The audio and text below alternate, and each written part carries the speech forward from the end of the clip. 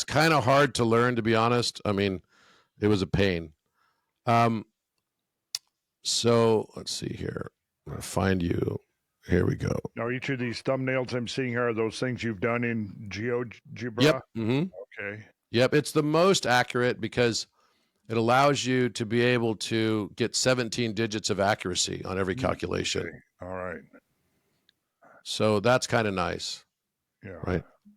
So here we go. So this is the pyramid proportions. So if you look at, this would be the Great Pyramid, assuming it had a pyramidion. Mm-hmm. Okay. Yep. And its base right along here, right? And I can get the measurement here. Distance. Okay, its base is 432. Now, this is a unit of measure that I found showing up all over the world. 432, so 432 long cubits. Long cubits, which translates to what? Translates to 1.75 feet. 1.75. So that's a little bit longer than the. It's a little bit longer than the Royal Egyptian cubit. Yeah. So it's interesting because it's like a translation between 440 hertz and 432 hertz. 440 hertz would give you 1.718. 432, if we made the direct translation based on this, would give you 432 long cubits for 440 Royal Egyptian cubits. Okay. So if we look now at the circumference of the circle, right, which is this one right here, it is a circumference of 8.64. In the long cubits? In the long cubits, yes. So 8.64 long cubits. We look at the, if we just make a square, right, of 1/2 from here. Let's see.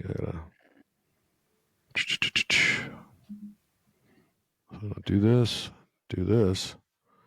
There we go. I go to squares.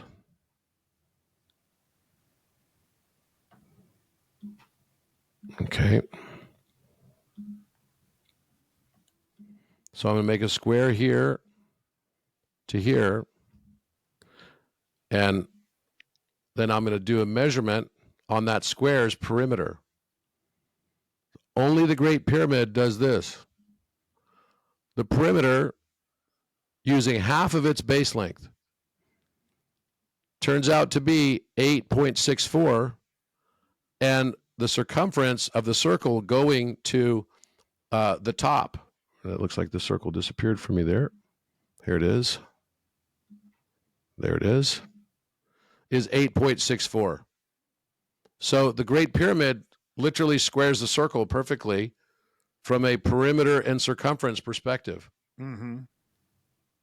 And that's accomplished because of its 51.85397 degree angle.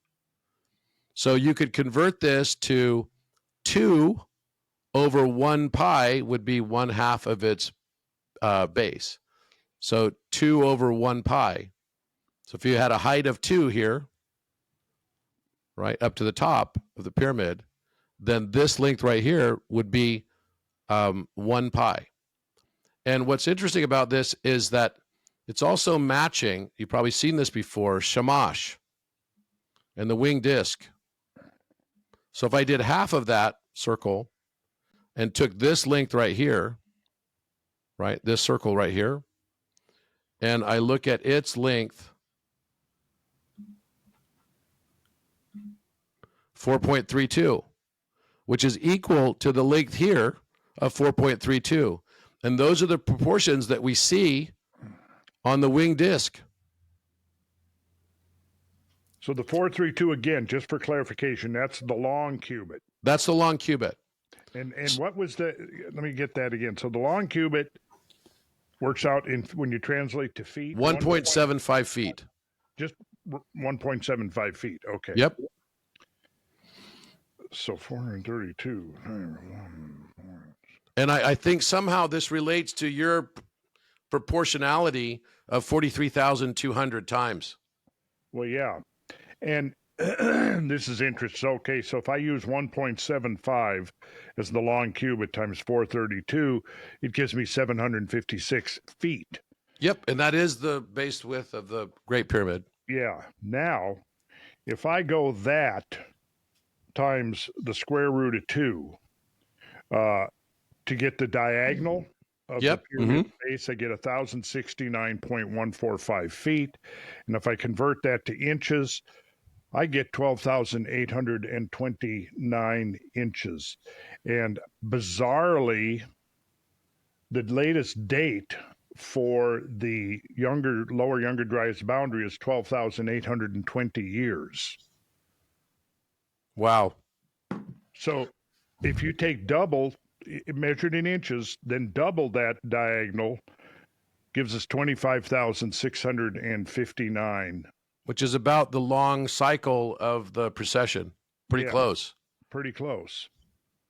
25,920. Yeah. Which also matches the number of breaths that we take in one day. On average. On average. 25,920 breaths? Yes. We have a breath for every 3 1/3 seconds. Oh, okay. So 86,400 divided by 3 1/3 equals 25,920 breaths. Yeah, it sure does. Oh, man. Huh. Which then, if you multiply that by 72 years, you end up with, it's the same as 25,920 squared, which is the speed of light in miles per hour, 671 million. So 25,920 squared is what did you say again? 671 million. Yeah. That's in miles per hour? Miles per hour. Miles per hour. Okay.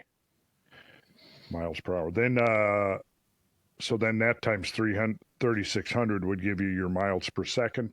Yep. Presumably, yeah. Okay. Miles. So I think there's definitely something connected to your 43,200 reference.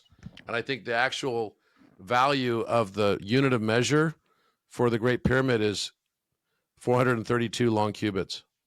And I find that same measurement all over the world in different pyramids. Now, the long cubit, this is the first I've heard of the long cubit, other than you mentioning that to me in our conversation last week. Is there any independent? Not that I've seen. I read the book, The Megalithic Yard. Yeah, Alexander Thom. Yeah. And they don't make reference to it. I did not see it in any of that book. I mean, their reference to the megalithic yard, I believe, was the Euler number.